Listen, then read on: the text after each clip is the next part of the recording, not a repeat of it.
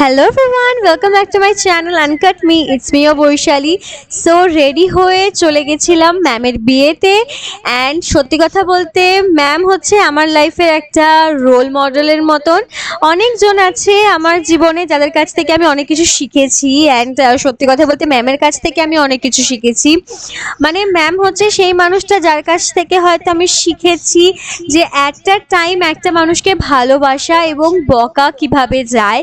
কারণ ma'am exactly same আমার জন্য করতো। ম্যাম আমাকে যতটা ভালোবাসতো ততটাই বকতো। মানে আমি জানি না এটা আমি কিভাবে বোঝাবো।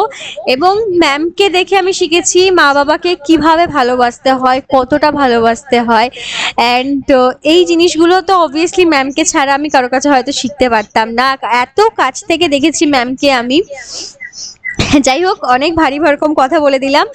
ম্যামের কিন্তু কথা ছিল না ম্যাম বিয়ে করবে, মানে ম্যাম আর আমার একসাথে কথা ছিল না বিয়ে করবে। বাট এখন যেহেতু ম্যাম বিয়ে করে নিচ্ছে, আমার এবার একটা কমপ্লেক্স হচ্ছে। বাট যদিও ম্যামের জন্য খুব হ্যাপি, তাও কমপ্লেক্স তো আমার হচ্ছেই।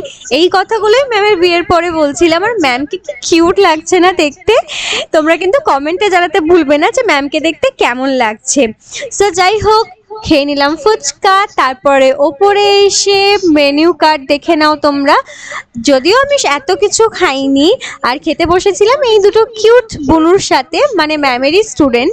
খেয়েছিলাম salad, pulao and chicken and আরও অনেক কিছু ছিল, বাট সব স্কিপ করে চলে গেছিলাম পাঁপড় অ্যান্ড মিষ্টিতে। উইথ দ্যাট আজকে ডিনারটা শেষ করলাম। And congratulations ma'am, and love you so so much. আমাকে এত ভালোবাসার জন্য থ্যাংক ইউ। অ্যান্ড সবাই কিন্তু অবশ্যই ম্যামকে কংগ্রাচুলেশনস বলতে ভুলবে না। See you all, by.